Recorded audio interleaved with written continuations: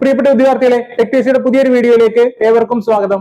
ഇന്ന് നമ്മൾ ഈ വീഡിയോയിൽ ചർച്ച ചെയ്യുന്നത് എക്സാം പോയിന്റ് ഓഫ് വ്യൂവിൽ വളരെ ഇമ്പോർട്ടന്റ് ആയിട്ടുള്ള ഒരു ടോപ്പിക്കാണ് എക്കണോമിക് ഓർഡർ ക്വാണ്ടിറ്റി. അപ്പൊ നമ്മൾ ഈ വീഡിയോയിൽ എക്കണോമിക് ഓർഡർ ക്വാണ്ടിറ്റിയെ ഡീറ്റെയിൽഡ് ആയിട്ട് പഠിക്കും. അപ്പൊ ആദ്യം നമ്മൾ മനസ്സിലാക്കേണ്ടത് എന്താണ് എക്കണോമിക് ഓർഡർ ക്വാണ്ടിറ്റി. അതിന്റെ ഡെഫിനിഷൻ ഒന്ന് നോക്കിയിട്ട് നമ്മൾ ഇതിനെപ്പറ്റി ഡീറ്റെയിൽ ആയിട്ട് നോക്കും. ഇതുമായിട്ട് ബന്ധപ്പെട്ട ഓരോ ടേംസും നമ്മൾ ഡീറ്റെയിൽ ആയിട്ട് പഠിക്കും. അപ്പൊ എന്താണ് എക്കണോമിക് ഓർഡർ ക്വാണ്ടിറ്റി? നമുക്ക് ഇതിന്റെ ഡെഫിനിഷൻ ഒന്ന് നോക്കാം. It is an inventory management techniques that help business to determine the optimal order size for a product to minimize total inventory cost by balancing holding cost and carrying cost. Definition കണ്ടു പേടിക്കേണ്ട കാര്യമില്ല. നമ്മൾ ഇവിടെ മനസ്സിലാക്കേണ്ട കാര്യം, നമ്മൾ inventory cost, അതായത് total inventory cost minimise ചെയ്യാനായിട്ട് നമ്മൾ എത്ര ഓർഡർ ചെയ്യുന്നു, അതിനായിട്ട് ഏറ്റവും സിമ്പിൾ ആയിട്ട് നമ്മൾ എന്താന്ന് പറയുന്നത് എക്കണോമിക് ഓർഡർ ക്വാണ്ടിറ്റി. ബാക്കിയുള്ള കാര്യങ്ങളെല്ലാം നമുക്ക് ഡീറ്റെയിൽ ആയിട്ട് നോക്കാം. എന്താണ് ഇൻവെന്ററി കൺട്രോൾ, അങ്ങനെയുള്ള കാര്യങ്ങളെല്ലാം നമ്മൾ ഡീറ്റെയിൽ ആയിട്ട് നോക്കും. അപ്പോൾ നമ്മളിവിടെ ഏറ്റവും സിമ്പിൾ ആയിട്ട് മനസ്സിലാക്കേണ്ട എന്താണ്, നമ്മുടെ inventory cost, total inventory cost കുറയ്ക്കാനായിട്ട് നമ്മൾ എത്ര ഓർഡർ പ്ലേസ് ചെയ്യുന്നു, അല്ലെങ്കിൽ ദ സൈസ് ഓഫ് ഓർഡർ ആണ്. അതായത് the optimal size of order that reduces എന്താണ് ടോട്ടൽ ഇൻവെന്ററി കോസ്റ്റ്. അങ്ങനെ നിങ്ങൾ ഏറ്റവും സിമ്പിൾസ്റ്റ് ആയിട്ട് മനസ്സിലാക്കുക. അപ്പൊ എന്താണ്, അപ്പൊ നിങ്ങളുടെ പലർക്കും ഒരു സംശയം വരും, എന്താണ് ഇൻവെന്ററി? അങ്ങനെയുള്ള കാര്യങ്ങളെല്ലാം നമ്മൾ ഡിസ്കസ് ചെയ്യാം. അപ്പൊ ഇവിടെ നമ്മൾ മനസ്സിലാക്കേണ്ട കാര്യം എന്താണ്, ഇതിന്റെ ഡെഫിനിഷൻ എന്താണെന്ന് മനസ്സിലാക്കുക. എന്താണ് inventory cost, total inventory cost minimise ചെയ്യാനായിട്ട് എത്ര ഓർഡർ പ്ലേസ് ചെയ്യണം, അതിനാണ് സിംപ്ലി എക്കണോമിക് ഓർഡർ ക്വാണ്ടിറ്റി എന്ന് പറയുന്നത്. എങ്ങനെയാണ് അത് നമ്മുടെ ഇൻവെന്ററി കോസ്റ്റ് കുറയ്ക്കുന്നത്? നമ്മൾ ഓർഡറിംഗ് കോസ്റ്റിനെയും ക്യാരിങ് കോസ്റ്റിനെയും ഒക്കെ ബാലൻസ് ചെയ്തിട്ട്, അപ്പൊ എന്താ ഓർഡറിംഗ് കോസ്റ്റ്, എന്താ ക്യാരിങ് കോസ്റ്റ്, ഇതെല്ലാം നമ്മൾ ഡീറ്റെയിൽ ആയിട്ട് ഈ വീഡിയോയിൽ ഡിസ്കസ് ചെയ്യുന്നുണ്ട്. അപ്പൊ ഏറ്റവും ആദ്യം സിമ്പിൾ ആയിട്ട് നിങ്ങൾ മനസ്സിലാക്കേണ്ട എന്താണ് ഇൻവെന്ററി. എന്താണ് ഇൻവെന്ററി എന്ന് മനസ്സിലാക്കിയാൽ ഇൻവെന്ററി എങ്ങനെ കൺട്രോൾ ചെയ്യുന്നു, അതിന്റെ ടെക്നിക്ക് എന്താണ്, അങ്ങനെയുള്ള കാര്യങ്ങൾ നമ്മൾ മനസ്സിലാക്കത്തുള്ളൂ. അപ്പോൾ ആദ്യം എന്താണ് ഇൻവെന്ററി? അപ്പൊ എന്താണ് ഇൻവെന്ററി? നിങ്ങളുടെ ഐഡിയയിൽ എന്താണ് ഇൻവെന്ററി എന്ന് പറയുന്നത്? നമ്മൾ സാധാരണ നിങ്ങൾക്ക് ഏറ്റവും സിംപ്ലസ്റ്റ് ആയിട്ട് മനസ്സിലാക്കാൻ വേണ്ടിയിട്ട് ഞാൻ പറഞ്ഞുതരാം. നിങ്ങളൊരു ഹോട്ടലിലോ തട്ടുകടയിലോ പോവാം. അപ്പൊ അവിടെ നോക്കിക്കഴിയുമ്പോൾ നമ്മുടെ ഫൈനൽ പ്രോഡക്റ്റ് എന്താ, നമ്മൾ വാങ്ങിച്ച് കഴിക്കുന്ന ആഹാരമാണ്, അല്ലെ? അപ്പോൾ അത് ഉണ്ടാക്കാനായിട്ട് കുറെ സാധനങ്ങൾ ആവശ്യമുണ്ട്, അല്ലെ? ഇപ്പൊ നിങ്ങൾ പൊറോട്ട ആണ് കഴിക്കുന്നതെങ്കിൽ പൊറോട്ട ഉണ്ടാക്കാനായിട്ട് മൈദമാവ്, അല്ലെ? അതിന് വേണ്ട ബാക്കിയുള്ള ഇൻഗ്രീഡിയൻസ് ഒക്കെ വേണം. മൈദമാവ്, പിന്നെ വെളിച്ചെണ്ണ, അങ്ങനെയുള്ള പല കാര്യങ്ങൾ വേണം, അല്ലെ? അതുപോലെ കറി ഉണ്ടാക്കാനായിട്ട് എന്തൊക്കെ കാര്യങ്ങൾ വേണം, അതെല്ലാം എന്താണ്, റോ മെറ്റീരിയൽ ആണ്. അത് അവിടെ ഉണ്ടാവണം, അല്ലെ? അതേപോലെ തന്നെ കുറച്ച് പ്രോഡക്ട്സ് അവര് റെഡി ടു ഈറ്റ് ആയിട്ട് ഉണ്ടാക്കി വെച്ചേക്കും. അതാണ് എന്തോന്ന്, ഫിനിഷ്ഡ് ആയിട്ടുള്ള പ്രോഡക്റ്റ്. അതും അവിടെ സൂക്ഷിച്ചു വെച്ചേക്കും, അല്ലെ? അപ്പൊ ഇൻവെന്ററി റോ മെറ്റീരിയൽ വരും, അതേപോലെ തന്നെ ഫിനിഷ്ഡ് പ്രോഡക്റ്റ് വരും, അല്ലെ? അതേപോലെ തന്നെ വർക്ക് ഇൻ പ്രോഗ്രസ് ആയിട്ടുള്ള സാധനങ്ങൾ, അല്ലെങ്കിൽ സെമി ഫിനിഷ്ഡ് പ്രോഡക്ട്സ്, അതൊക്കെ ഉണ്ടാവും. എന്താണ് സെമി ഫിനിഷ്ഡ് പ്രോഡക്റ്റ്? ഇപ്പൊ നമുക്കിപ്പോ ഫോർ എക്സാമ്പിൾ ചിക്കൻ ഫ്രൈ ആണ് വേണ്ടതെങ്കിൽ ചിക്കൻ ഫ്രൈ ചെയ്യാനായിട്ട് അവിടെ നമ്മൾ മുളക് പൊടിയിലെല്ലാം മുക്കി വെച്ചേക്കുക. അപ്പൊ ഇനി എണ്ണയ്ക്കകത്തോട്ട്, തിളച്ചെണ്ണയ്ക്കകത്തോട്ട് ഇട്ടാൽ മതി. അപ്പൊ അതുവരെയുള്ള കാര്യമാണ്. അപ്പൊ അതിന് വേണമെങ്കിൽ നമുക്കൊരു സെമി ഫിനിഷ്ഡ് പ്രോഡക്റ്റ് ആയിട്ട് പറയാം. അപ്പൊ നിങ്ങൾക്ക് മനസ്സിലാവാൻ വേണ്ടി ഞാൻ ഇത്രയും സിമ്പിൾ ആയിട്ടുള്ള എക്സാമ്പിൾ പറഞ്ഞത്. അപ്പൊ ഇതെല്ലാം അവിടെ ഉണ്ടാവും, അല്ലെ? അപ്പൊ ഇൻവെന്ററി ഇല്ലാത്ത ഒരു കാര്യത്തെ പറ്റി നമുക്ക് ആലോചിക്കാൻ പറ്റത്തില്ല. അപ്പൊ ഇതെല്ലാം ഇൻവെന്ററിക്കകത്ത് വരുന്നതാണ്. അത് മാത്രമല്ല ഇൻവെന്ററിക്കകത്ത് വരുന്നത് അവിടുത്തെ പാത്രങ്ങള്, അവിടെയുള്ള സകല സാധനങ്ങളും, ഇതുണ്ടാക്കാനും ഇതിനെ സംരക്ഷിക്കാനും വേണ്ട സകല സാധനങ്ങളും, എല്ലാ കാര്യങ്ങളും എന്താണ്, ഇൻവെന്ററിക്കകത്ത് വരുന്നതാണ്. അപ്പൊ ഞാൻ നിങ്ങളോട് ഒരു കാര്യം ചോദിക്കുകയാണ്, നമുക്ക് വേണ്ട റോ മെറ്റീരിയൽ എല്ലാം ഒരുമിച്ച് അങ്ങ് ഓർഡർ ചെയ്താൽ പോരെ? അപ്പൊ അത് ലാഭമല്ലേ? നമുക്ക് ബൾക്കായിട്ട് ഓർഡർ ചെയ്താൽ ലാഭത്തിൽ കിട്ടും. അങ്ങനെ വന്നാൽ എന്ത് ചെയ്യണം, നമുക്ക് അതിനെ ആ ഓർഡർ ചെയ്ത സാധനങ്ങളെയൊക്കെ നമുക്ക് ഇവിടെ കൊണ്ടുവന്നിട്ട് സൂക്ഷിക്കാൻ പറ്റണം, അല്ലെ? സൂക്ഷിക്കാൻ പറ്റണം. പിന്നെ എന്ത് ചെയ്യണം, അതിനെ കറക്റ്റ് ആയിട്ട് പരിപാലിക്കണം. അത് ചീത്തയാകാതെ എല്ലാ കാര്യങ്ങളിലും പരിപാലിക്കണം, അല്ലെ? അപ്പൊ ഇവിടെ രണ്ട് കാര്യങ്ങൾ ഇവിടെ വരുന്നുണ്ട്. ഓർഡറിങ് കോസ്റ്റ് ഉണ്ട്, അതേപോലെ തന്നെ ക്യാരിങ് കോസ്റ്റ് ഉണ്ട്. ഒരുപാട് ഓർഡർ ചെയ്ത് വെച്ചാൽ നമുക്ക് അതിനെ സംരക്ഷിക്കാൻ, അല്ലെ അതിനെ പരിപാലിക്കാനുള്ള കോസ്റ്റ് കൂടുതലായിട്ട് വേണം. അപ്പൊ എപ്പോഴും നമ്മൾ എന്ത് ചെയ്യുന്നത്, ഓർഡർ ചെയ്യുന്നത് നമ്മൾ നോക്കിയിട്ട്, അതായത് നമുക്ക് പരിപാലിക്കാൻ പറ്റുന്ന രീതിയിലായിരിക്കും നമ്മൾ ഓർഡർ ചെയ്യുന്നത്. അങ്ങനെ നിങ്ങൾ സൂക്ഷിക്കണം. അത് ഞാൻ നിങ്ങൾക്ക് മനസ്സിലാവാൻ വേണ്ടി പറഞ്ഞാണ്. അപ്പോൾ ഇവിടെ നിങ്ങൾ മനസ്സിലാക്കേണ്ട കാര്യം ഏറ്റവും ആദ്യം എന്താണ് ഇൻവെന്ററി. അപ്പോൾ ഇൻവെന്ററി എന്താണ്? Inventory means material in stock for future use അല്ലെ, material in stock for future യൂസിന് ആവശ്യമായിട്ടുള്ള നമ്മുടെ സ്റ്റോക്ക് ഇരിക്കുന്ന മെറ്റീരിയൽ എന്താണ്? ഇൻവെന്ററി ആണ്. അത് റോ മെറ്റീരിയൽ ആകാം, സെമി ഫിനിഷ്ഡ് പ്രോഡക്റ്റ് ആകാം, അതേപോലെ തന്നെ എന്താകാം, നമ്മുടെ ഫിനിഷ്ഡ് പ്രോഡക്റ്റ് ആകാം, നമ്മുടെ ടൂൾസും നമ്മുടെ സ്റ്റേഷനറിയും എല്ലാം ആകാം. ഇതെല്ലാം എന്താണ്? ഇൻവെന്ററി ആണ്. അപ്പൊ നമുക്ക് ഇവിടെ നമ്മൾ മനസ്സിലാക്കേണ്ട കാര്യം, ഇൻവെന്ററി നമുക്ക് ഒഴിവാക്കാൻ പറ്റത്തില്ല, പക്ഷെ നമുക്ക് ഇൻവെന്ററി എന്ത് ചെയ്യാം? കൺട്രോൾ ചെയ്തെടുക്കാം. ഓക്കെ, അപ്പൊ ഇൻവെന്ററിയുടെ ആവശ്യം നിങ്ങളൊന്ന് ആലോചിച്ച് നോക്കി. നമ്മൾ ഒരു കമ്പനിയാണ്, അപ്പൊ നമുക്ക് എന്തായാലും നമുക്ക് എന്ത് വേണം? നമ്മൾ നല്ല കോമ്പറ്റീഷനിൽ നിൽക്കുന്ന ഒരു കമ്പനി ആണെങ്കിൽ നമ്മൾ എന്ത് ചെയ്യണം? നമുക്ക് ആവശ്യമുള്ള ഡിമാൻഡ് അനുസരിച്ചിട്ട് നമുക്ക് എന്ത് ചെയ്യണം? നമുക്ക് പ്രോഡക്റ്റ് സപ്ലൈ ചെയ്യാൻ പറ്റണം.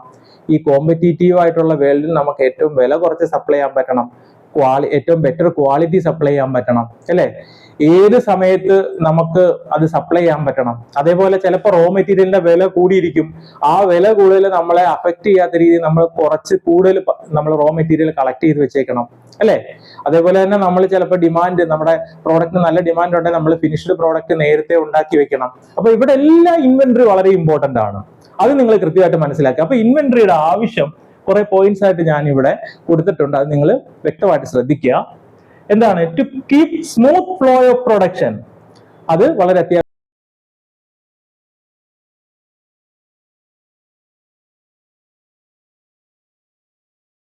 ആവശ്യമാണ് അല്ലെ. നമ്മുടെ പ്രൊഡക്ഷന്റെ സ്മൂത്ത് ഫ്ലോയ്ക്ക് ഇൻവെന്ററി ആവശ്യമാണ്. Then to get raw material at right time to manufacture, നമുക്ക് പ്രോഡക്റ്റ് ഉണ്ടാക്കണം, റോ മെറ്റീരിയൽ ഇല്ലെങ്കിൽ പറ്റുമോ? ഇല്ല. അപ്പൊ അതുകൊണ്ട് എന്ത് ചെയ്യണം? നമുക്ക് ആവശ്യത്തിന് നമുക്ക് റോ മെറ്റീരിയൽ വേണം, അപ്പൊ അവിടെ നമുക്ക് ഇൻവെന്ററിയുടെ ആവശ്യമുണ്ട്. ദെൻ നമ്മൾ ബൾക്കായിട്ട് എടുത്തു വെച്ചാൽ നമുക്ക് പ്രൈസ് ഡിസ്കൗണ്ടും ഒക്കെ കിട്ടും അല്ലെ, ഒരുമിച്ച് എടുത്തു വെച്ചാൽ പ്രൈസ് ഡിസ്കൗണ്ട് കിട്ടും. അതേപോലെ തന്നെ നമുക്ക് മാർക്കറ്റിൽ വില കുറച്ചിറക്കാൻ പറ്റും.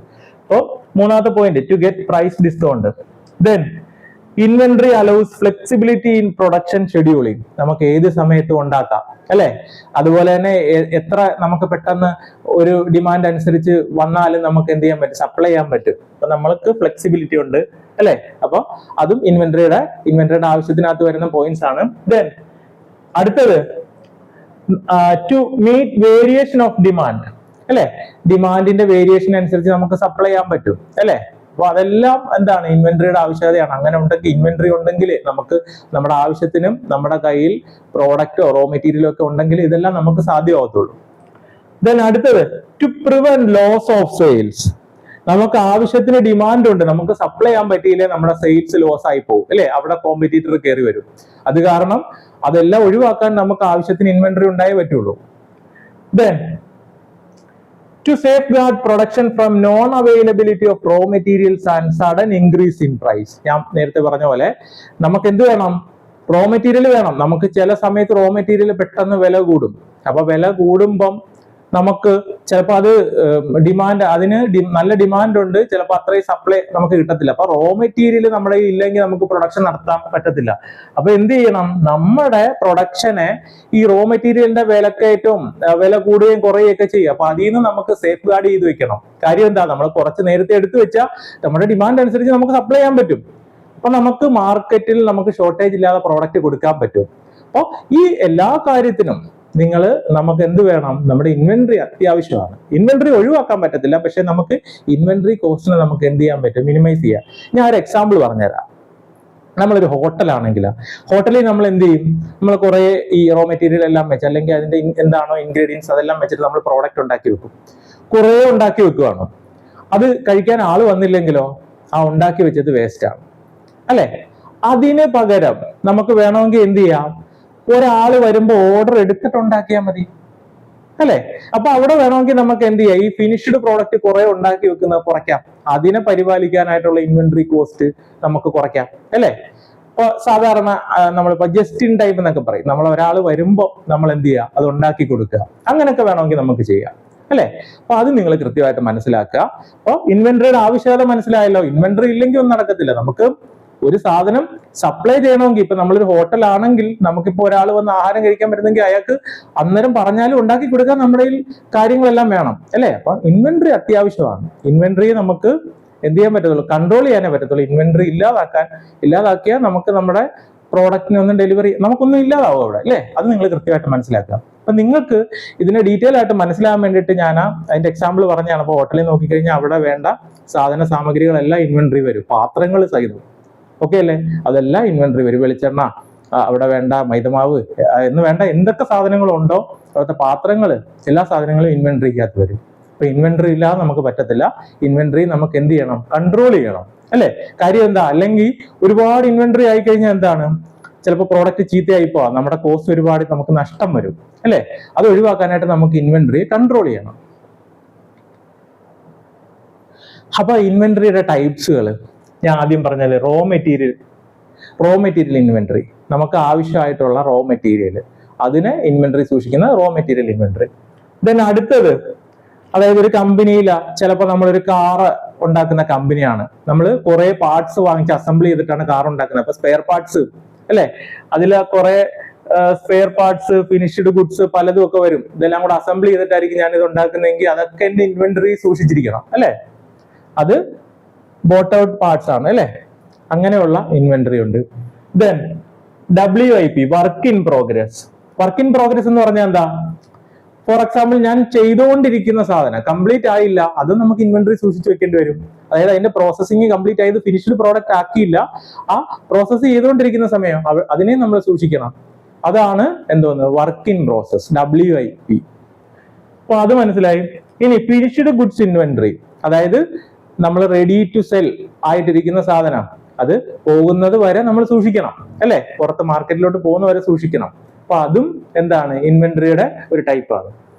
Then maintenance, repair and operating stores in which machines, spare, oil, grease etcetera will be stored, അല്ലെ? നമ്മൾ ഇപ്പൊ മാനുഫാക്ചറിങ് കമ്പനിയിലൊക്കെ ആണെങ്കിൽ അവിടുത്തെ കോട്ടൺ വേസ്റ്റ്, അതേപോലെ തന്നെ ഗ്രീസ്, അങ്ങനെ അല്ലെ നമ്മൾ റിപ്പയർ ചെയ്യുന്ന സാധനങ്ങൾ, ഇതെല്ലാം എന്താണ്? ഇൻവെന്ററി ആയിട്ട് സൂക്ഷിക്കണം.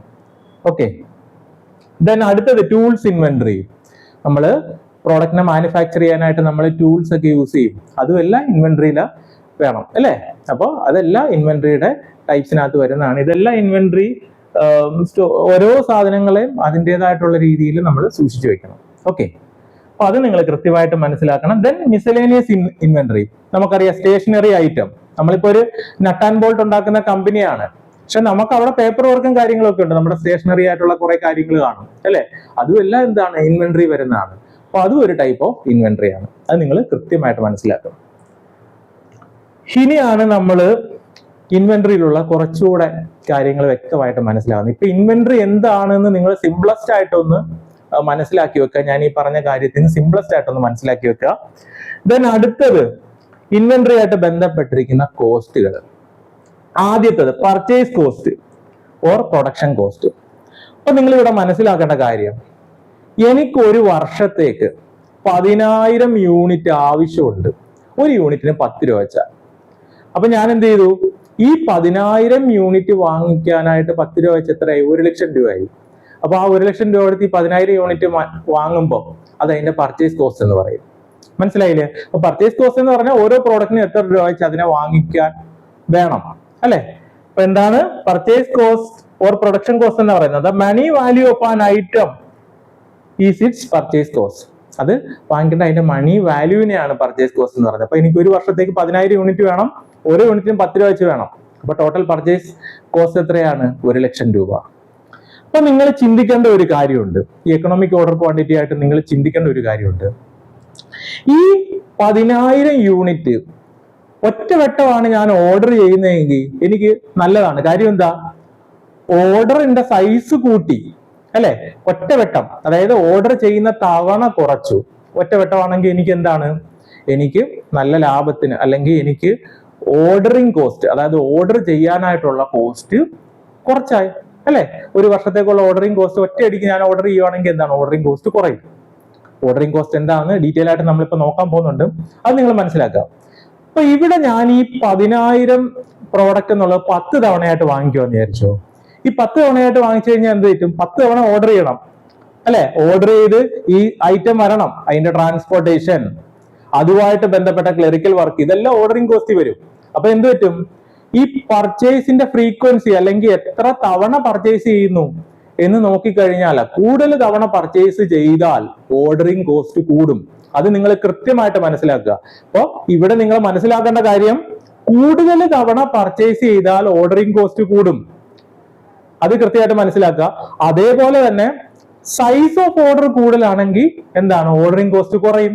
സൈസ് ഓഫ് ഓർഡർ എന്താ ഞാൻ പറയുന്നത്, ഈ 10,000 എന്ന് പറയുന്നത് 2 തവണയായിട്ട് 5,000 വെച്ച്. അപ്പൊ എന്താണ്, സൈസ് ഓഫ് ഓർഡർ കൂടുതലാണ് അല്ലെ. അപ്പൊ അവിടെ എന്താണ്, ഓർഡറിംഗ് കോസ്റ്റ് കുറയും. എന്നാൽ നമ്പർ ഓഫ് ഓർഡറിന്റെ നമ്പർ ഒരു 10 തവണയാക്കി, ഞാൻ ഈ 10,000 എന്നുള്ള ഒരു 10 തവണയായിട്ട് മേടിച്ച എന്ത് ചെയ്യും, പല തവണയായിട്ട് മേടിക്കുമ്പോൾ എന്റെ ഓർഡറിംഗ് കോസ്റ്റ് കൂടും. അത് മനസ്സിലാക്കുക. അപ്പൊ ഓർഡറിംഗ് കോസ്റ്റ് കുറയ്ക്കാനായിട്ട് എന്ത് ചെയ്യുക, ബൾക്കായിട്ട് എടുക്കുക, അതായത് നമ്പർ ഓഫ് ഓർഡേഴ്സ് കുറയ്ക്കുക അല്ലെ. ഇനി ഒരു കാര്യം മനസ്സിലാക്കേണ്ട കാര്യം, ഒരുമിച്ച് അങ്ങോട്ട് വാങ്ങിച്ചു വെച്ചാൽ നമ്മൾ എവിടെ സ്റ്റോർ ചെയ്യും അല്ലെ. ഒരുമിച്ച് വാങ്ങിച്ചാൽ എവിടെ സ്റ്റോർ ചെയ്യും, അതിനെ ചീത്തയാകാതെ നമ്മൾ സൂക്ഷിക്കണം അല്ലെ. അങ്ങനെയുള്ള കോസ്റ്റിന് നമ്മൾ പറയുന്ന വേറൊരു പേരാണ് ക്യാരിയിങ് കോസ്റ്റ് അല്ലെങ്കിൽ ഹോൾഡിംഗ് കോസ്റ്റ്. അപ്പൊ ഒരുപാട് ഓർഡർ ചെയ്ത് വെച്ചാൽ നമ്മൾ എന്ത് ചെയ്യും, നമ്പർ അതായത് സൈസ് ഓഫ് ഓർഡർ കൂടിയാൽ ക്യാരിയിങ് കോസ്റ്റ് കൂടും അല്ലെ. സൈസ് ഓഫ് ഓർഡർ കുറഞ്ഞാൽ ക്യാരിയിങ് കോസ്റ്റ് എന്ത് ചെയ്യും, കുറയും. അപ്പൊ നമ്മൾ ഇവിടെ മനസ്സിലാക്കേണ്ട കാര്യം, ഓർഡറിംഗ് കോസ്റ്റും ഒരുപാട് കൂടാൻ പാടില്ല, ക്യാരിയിങ് കോസ്റ്റും ഒരുപാട് കൂടാൻ പാടില്ല. ഇതിനെ ഇങ്ങനെ ബാലൻസ് ചെയ്തിട്ടാണ് നമ്മൾ എന്ത് ചെയ്യുന്നത്, നമ്മൾ സ്റ്റോർ എപ്പോഴും ഇൻവെന്ററി എപ്പോഴും കൺട്രോൾ ചെയ്യുന്നത്. അത് നിങ്ങൾ കൃത്യമായിട്ട് മനസ്സിലാക്കുക. അപ്പൊ പർച്ചേസ് കോസ്റ്റ് മനസ്സിലായല്ലോ.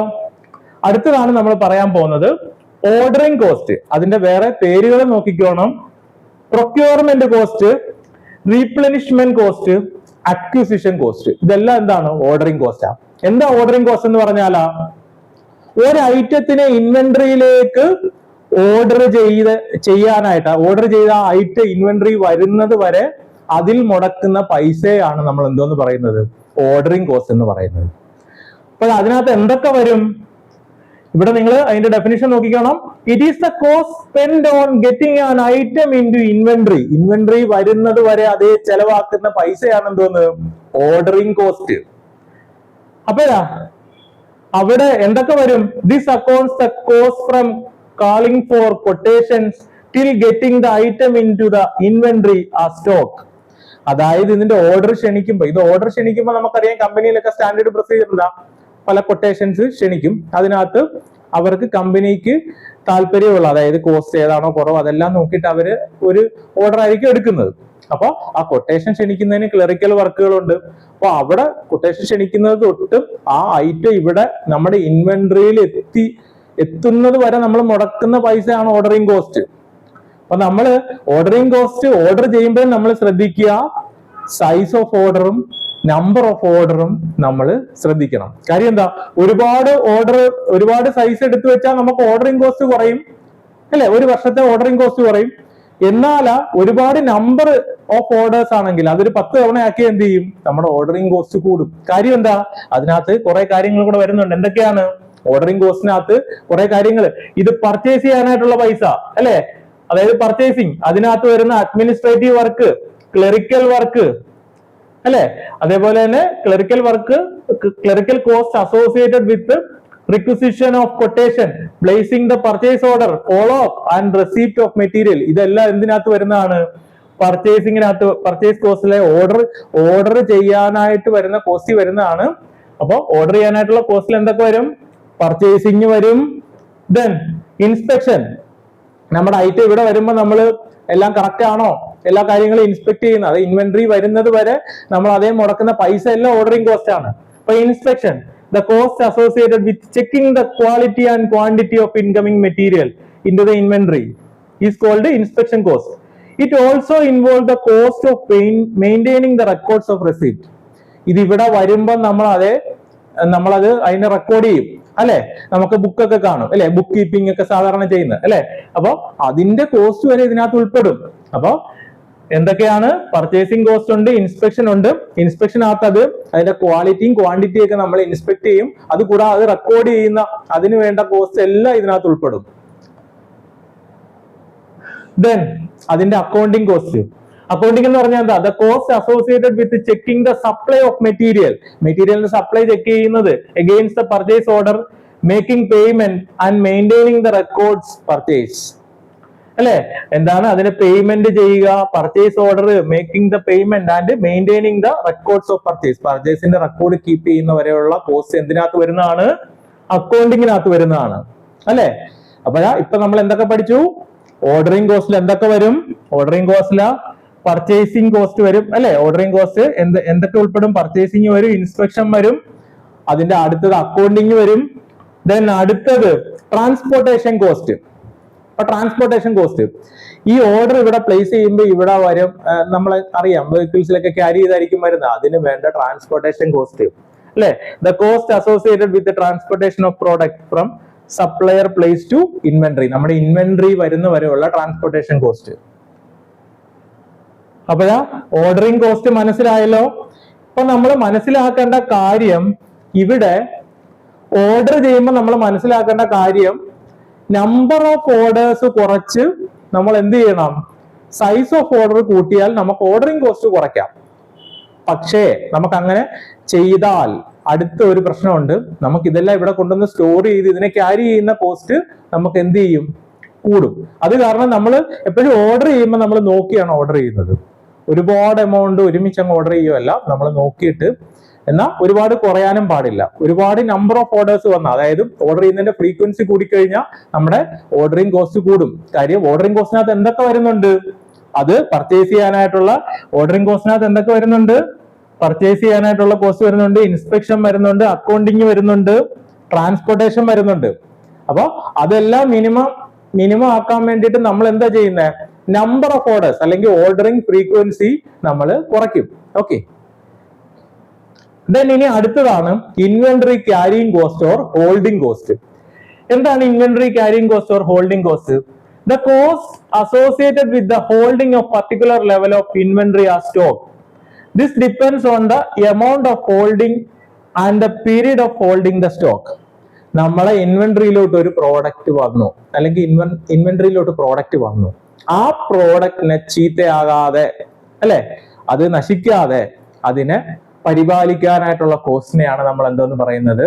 Holding cost or carrying cost. അതിനകത്ത് എന്തൊക്കെ വരും നോക്കിയേ. The holding cost are given here.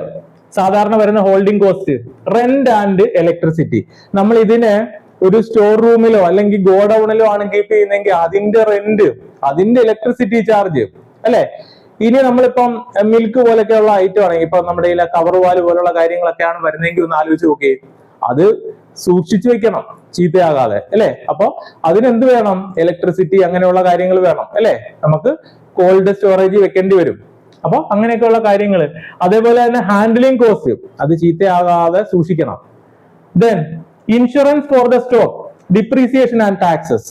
അതിന്റെ ഇൻഷുറൻസ്, ഡിപ്രീസിയേഷൻ, ടാക്സ് ഇതെല്ലാം എന്തി വരുന്നതാണ്? Holding cost or carrying cost വരുന്ന. Then cost involve in the record and maintenance അല്ലെ. ഇവിടെ ഉള്ള ഗോഡൌണിലുള്ള സാധനങ്ങളുടെയൊക്കെ റെക്കോർഡും മെയിൻ്റനൻസും എല്ലാം എന്തി വരുന്നതാണ്? ഹോൾഡിംഗ് കോസ്റ്റ് വരുന്നതാണ്. ദെൻ അടുത്തത് product become obsolete, out of fashion, spoilage, deterioration, breakage. നമ്മുടെ പ്രോഡക്റ്റ് എന്താണ്, അല്ലെങ്കിൽ നമ്മുടെ സ്റ്റോക്കിൽ ഇരിക്കുന്ന ഐറ്റം നശിച്ചു പോകാം, ഔട്ട് ഓഫ് ഫാഷൻ ആകാം, കാലഹരണപ്പെട്ടു പോകാം, പൊട്ടിപ്പോകാം അല്ലെ. ഓക്കെ, അതെ, അങ്ങനെയുള്ള കാര്യങ്ങളൊക്കെ ഇതിനകത്ത് വരും. അതെല്ലാം ഏത് കോസ്റ്റ് വരുന്നതാണ്? അത് അങ്ങനെ ആകാതിരിക്കാൻ വേണ്ടി നമ്മൾ കീപ്പ് ചെയ്യുന്ന കോസ്റ്റ്, ഇതെല്ലാം എന്തിനകത്ത് വരുന്നതാണ്? ഹോൾഡിംഗ് കോസ്റ്റ് വരുന്നതാണ്. അപ്പോ നമുക്ക് ഇൻവെന്ററിയില നമ്മൾ മനസ്സിലാക്കേണ്ട കാര്യം, ഓർഡറിംഗ് കോസ്റ്റ് നമ്മൾ ഒരുപാട് കുറയ്ക്കാനായിട്ട് ബൾക്കായിട്ട് ഓർഡർ ചെയ്താൽ എന്ത് പറ്റും? ക്യാരിയിങ് കോസ്റ്റ് കൂടും. അപ്പൊ നമ്മൾ എപ്പോഴും എന്ത് ചെയ്യണം? ഈ ഓർഡറിംഗ് കോസ്റ്റിനെയും ക്യാരിയിങ് കോസ്റ്റിനെയും എന്ത് ചെയ്യണം? ബാലൻസ് ചെയ്യണം അല്ലെ. ഒരുപാട് ബൾക്കായിട്ട് എടുത്തും വെക്കരുത് അല്ലെ. ഒരുപാട് ബൾക്കായിട്ട് എടുത്തു വെച്ചാൽ എന്ത് പറ്റും? ക്യാരിയിങ് കോസ്റ്റ് ഒരുപാട് കൂടും. ഇതുമായിട്ട് ബന്ധപ്പെട്ട വലിയ ഗോഡൌൺ വേണം, ഇതിനെ സ്റ്റോക്ക് ചെയ്യാൻ, അതെല്ലാം വേണം അല്ലെ. അപ്പൊ നമ്മൾ എന്ത് ചെയ്യണം? ഓർഡറിംഗ് കോസ്റ്റും ക്യാരിയിങ് കോസ്റ്റും ഒപ്റ്റിമൈസ് ചെയ്യണം. ഒപ്റ്റിമൈസ് ചെയ്താൽ നമുക്ക് എന്തായി? നമുക്ക് ടോട്ടൽ കോസ്റ്റ് കുറയ്ക്കാൻ പറ്റും. നമുക്കറിയാം ഇൻവെന്ററി വരുന്ന ടോട്ടൽ കോസ്റ്റ് എന്ന് പറഞ്ഞാൽ എന്താ? Ordering cost plus carrying cost ആണ് അല്ലെ. അപ്പൊ ഇനി ഇതുമായിട്ട് ബന്ധപ്പെട്ട കുറെ കാര്യങ്ങളും കൂടെ നമ്മൾ നോക്കണം. ഡിമാൻഡ് എന്ന് പറഞ്ഞാൽ എന്താ? നമുക്ക് ഒരു വർഷത്തേക്ക് എത്ര ക്വാണ്ടിറ്റി വേണം, അതിനെയാണ് ഡിമാൻഡ് എന്ന് പറയുന്നത്. ഇപ്പൊ ഞാനൊരു റെസ്റ്റോറന്റോ അല്ലെങ്കിൽ ഞാനൊരു കമ്പനിയോ നടത്തുന്ന ആളാണ്. എനിക്ക് എത്ര ഡിമാൻഡ് ഉണ്ട് ഒരു കൊല്ലത്തേക്ക്, അതിനെയാണ് എന്തോന്ന് പറയുന്നത്? ഡിമാൻഡ് എന്ന് പറയുന്നത്. ഒരു കൊല്ലത്തേക്ക് എത്ര ഐറ്റം വേണം, അതാണ് ഡിമാൻഡ്. ഓക്കെ അല്ലേ? ഒരു വർഷത്തേക്ക് 10,000 പ്രോഡക്റ്റ് വേണം, അതാണ് ഡിമാൻഡ്. ഇനി ഓർഡർ സൈക്കിൾ, ഓർഡർ സൈക്കിൾ എന്ന് പറഞ്ഞാൽ എന്താ? ഞാൻ ഇപ്പൊ പറഞ്ഞു, ഞാൻ ഒരു കൊല്ലത്തേക്കുള്ള ഒറ്റയടിക്ക് എടുത്തു വെക്കത്തില്ല, 2-3 തവണയായിട്ട് എടുത്തു വെക്കുന്നത്. അപ്പൊ ഞാൻ ഓരോ 3 മാസത്തിലും എന്ത് ചെയ്യുന്നു? പുതിയ പുതിയ ഓർഡർ ചെയ്യുന്നു. അങ്ങനെയാണെങ്കിൽ എന്താണ് എന്റെ ഓർഡറിംഗ് സൈക്കിൾ എന്ന് പറഞ്ഞാൽ 3 months ആണ്. എന്ത് ചെയ്തു? ആദ്യത്തെ ഓർഡർ എടുത്തു, അത് കഴിഞ്ഞ് അടുത്ത 3 മാസമാണ് അടുത്ത ഓർഡർ എടുക്കുന്നത്. അപ്പോൾ അതിനെയാണ് എന്തോന്ന് പറയുന്നത്? Order cycle. അടുത്ത ലീഡ് ടൈം. ലീഡ് ടൈം വളരെ ഇമ്പോർട്ടന്റ് ആണ്. ലീഡ് ടൈം എന്ന് പറഞ്ഞാൽ എന്താ?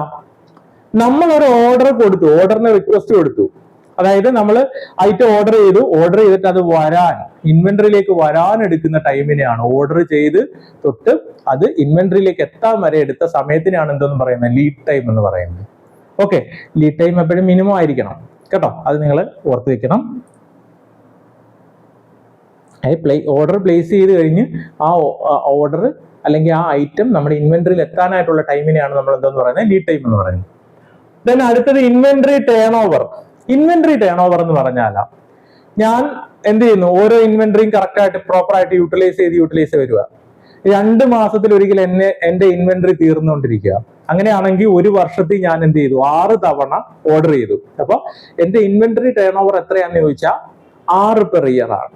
ഓക്കെ അല്ലേ? അതാണ് ഇൻവെന്ററി ടേൺ ഓവർ. അതിനെ വേറെ രീതിയിൽ കണ്ടുപിടിക്കുക. ഇൻവെന്ററി ടേൺ ഓവർ എന്ന് പറഞ്ഞാൽ cost of materials consumed divided by cost of average inventory, അങ്ങനെ കണ്ടുപിടിക്കാം. ദെൻ അടുത്തത് റീഓർഡർ ലെവൽ.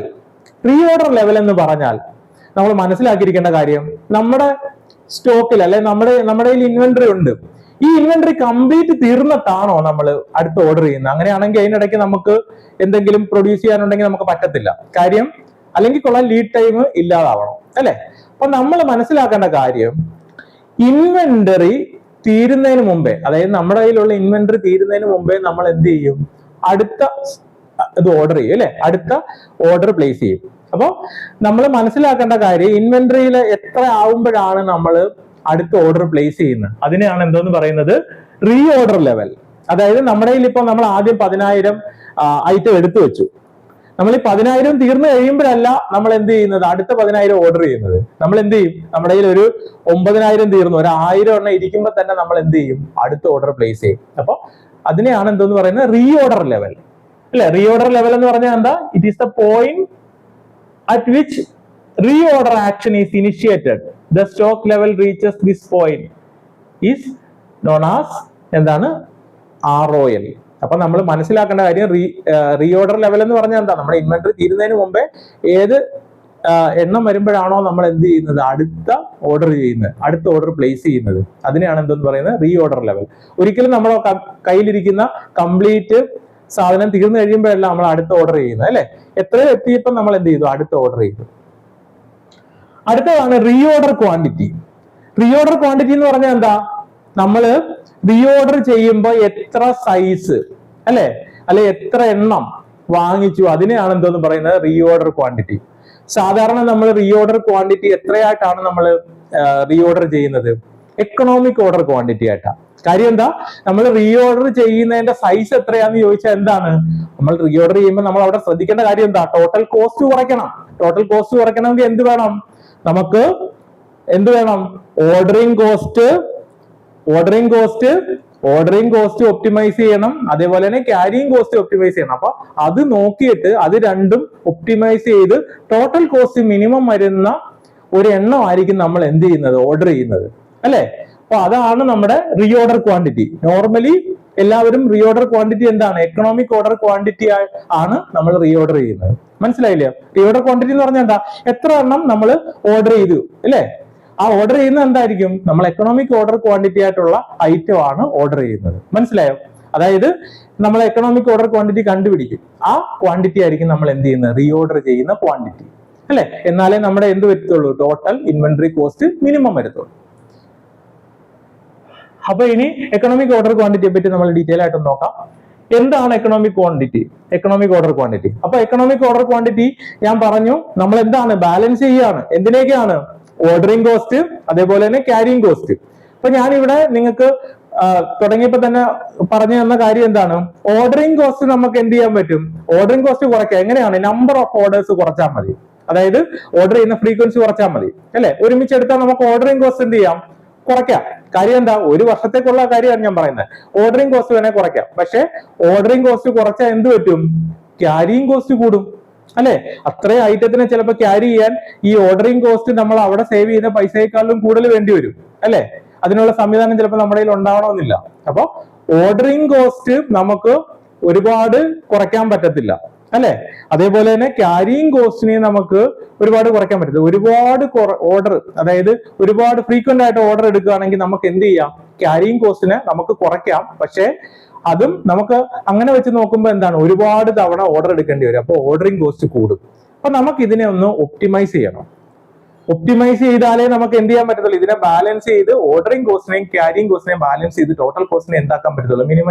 മിനിമൈസ് ചെയ്യാൻ പറ്റത്തുള്ളൂ. അപ്പൊ നമ്മൾ ഇവിടെ മനസ്സിലാക്കേണ്ട കാര്യം, ഓർഡറിംഗ് കോസ്റ്റിന്റെ സൈസ് കൂടിയാൽ ഓർഡറിംഗ് കോസ്റ്റ് കുറയും അല്ലെ?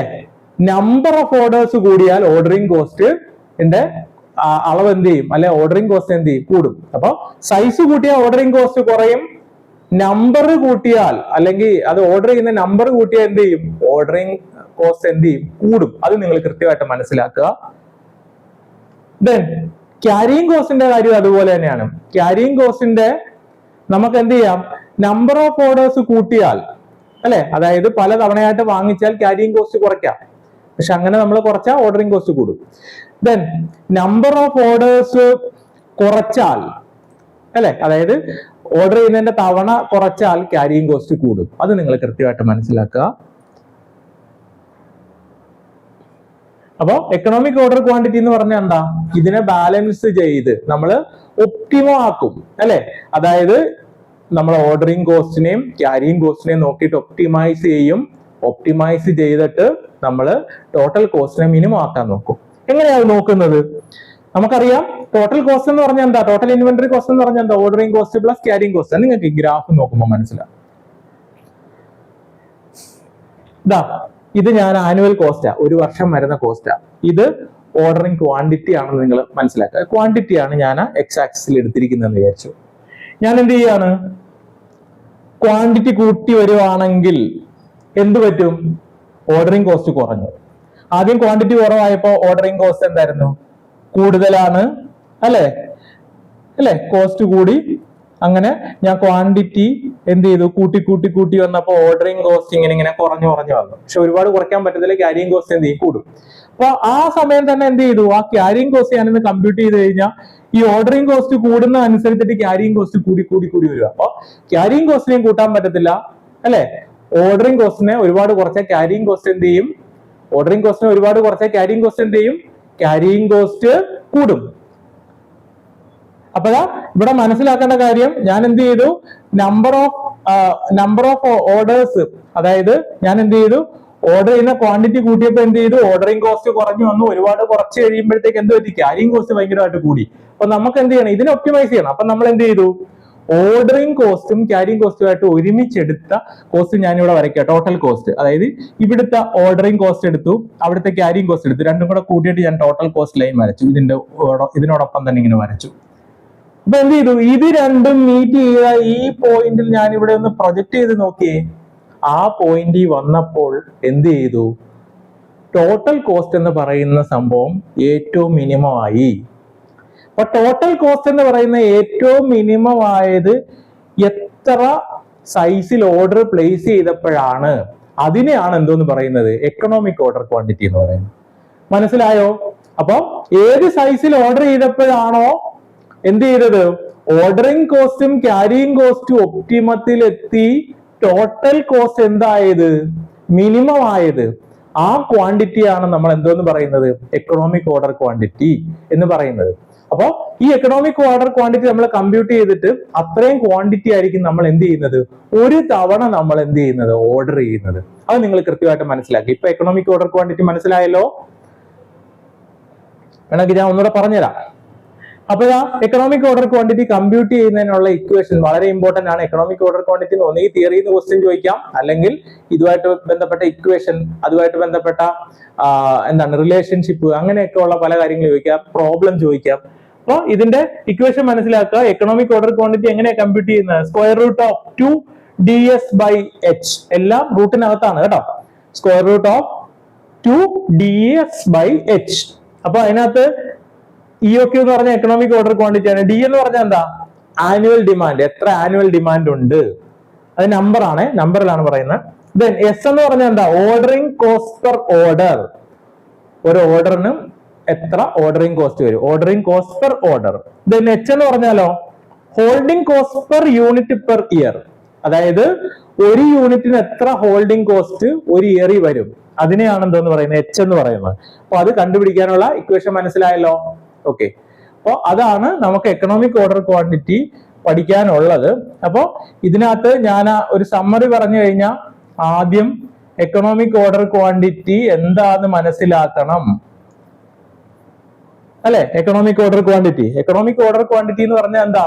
ഇൻവെന്ററി കൺട്രോളിന് യൂസ് ചെയ്യുന്ന ഒരു ടെക്നിക്കാണ്. അവിടെ നമ്മൾ കണ്ടുപിടിക്കുന്നത് ഓർഡറിംഗ് കോസ്റ്റിനെയും ക്യാരിയിങ് കോസ്റ്റിനെയും ഒപ്റ്റിമൈസ് ചെയ്തിട്ട് ടോട്ടൽ കോസ്റ്റ് മിനിമം ആകാനായിട്ട് എത്ര ക്വാണ്ടിറ്റി ഓർഡർ ചെയ്യണം, അതിനെയാണ് നമ്മൾ എന്തെന്ന് പറയുന്നത്?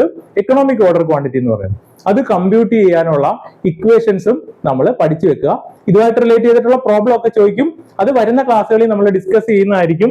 അപ്പോൾ എക്കണോമിക് ഓർഡർ ക്വാണ്ടിറ്റി എന്ന് പറഞ്ഞ കൺസെപ്റ്റ് നിങ്ങൾക്ക് മനസ്സിലായോ? അതായത് നമ്മൾ എന്ത് ചെയ്തു? അതുമായിട്ട് ബന്ധപ്പെട്ട ഓർഡറിംഗ് കോസ്റ്റ്, ക്യാരിയിങ് കോസ്റ്റ് ഒക്കെ പറഞ്ഞു. അപ്പോൾ ഓർഡറിംഗ് കോസ്റ്റിനെയും ക്യാരിയിങ് കോസ്റ്റിനെയും ഒപ്റ്റിമൈസ് ചെയ്തിട്ട് നമ്മൾ എന്ത് ചെയ്യുന്നു? ടോട്ടൽ കോസ്റ്റിനെ മിനിമൈസ് ചെയ്യാനായിട്ട് എത്ര ഓർഡർ ഒരു തവണ പ്ലേസ് ചെയ്യണം, അതിനെയാണ് എന്തോന്ന് പറയുന്നത്? എക്കണോമിക് ഓർഡർ ക്വാണ്ടിറ്റി എന്ന് പറയുന്നത്. ഇതിന്റെ സമ്മറിയാണ് ഞാൻ പറയുന്നത്. അപ്പൊ അതുമായിട്ട് ബന്ധപ്പെട്ട് എന്താണ് ഓർഡറിംഗ് കോസ്റ്റ്, എന്താണ് ഇൻവെന്ററി അല്ലെ? ഇൻവെന്ററി എന്താണെന്ന് നമ്മൾ മനസ്സിലാക്കി. എന്താണ് ഓർഡറിംഗ് കോസ്റ്റ്, ഇൻവെന്ററിയുടെ ആവശ്യം എന്താണ് ഓർഡറിംഗ് കോസ്റ്റ്, ഓർഡറിംഗ് കോസ്റ്റിനകത്ത് എന്തൊക്കെ വരും, എന്താണ് ക്യാരിയിങ് കോസ്റ്റിനകത്ത് എന്തൊക്കെ വരും, അതെല്ലാം നിങ്ങൾ ഡീറ്റെയിൽ ആയിട്ട് മനസ്സിലാക്കണം. കാര്യം ഇപ്പൊ വരുന്ന ക്വസ്റ്റിനകത്തൊക്കെ സ്റ്റേറ്റ്മെന്റ് ടൈപ്പ് ഒക്കെ ചോദിക്കും. അപ്പൊ ഇതിനകത്ത് എന്തൊക്കെ വരും എന്നുള്ള കാര്യങ്ങളെല്ലാം നിങ്ങൾ ഡീറ്റെയിൽ ആയിട്ട് മനസ്സിലാക്കുക, ആഴത്തിൽ പഠിക്കുക. അപ്പൊ ഇത്രയും കാര്യങ്ങൾ മനസ്സിലായെന്ന് വിചാരിക്കുന്നു. എന്തെങ്കിലും സംശയം ഉണ്ടെങ്കിൽ നിങ്ങൾ കമന്റ് ചെയ്യുക. അപ്പോ എന്നെ കേട്ടുകൊണ്ടിരിക്കുന്ന എല്ലാവരും എക്സാമിന് നന്നായിട്ട് തയ്യാറെടുക്കുക. പഠിച്ചു തുടങ്ങാത്തവർ എത്രയും പെട്ടെന്ന് പഠിച്ചു തുടങ്ങുക. പഠിക്കുമ്പോൾ നിങ്ങൾ ഡീറ്റെയിൽ ആയിട്ട് തന്നെ പഠിക്കുക, ഓരോ ടേംസും ഡീറ്റെയിൽ ആയിട്ട് പഠിക്കുക. അപ്പോൾ കോഴ്സ് ജോയിൻ ചെയ്യാൻ താല്പര്യമുള്ളവർ ടെക് PSCയുടെ കോഴ്സ് അവൈലബിൾ ആണ്. കേരളത്തിലെ ഏറ്റവും ബെസ്റ്റ് ഫാക്കൽറ്റികളാണ് കോഴ്സ് എടുക്കുന്നത്.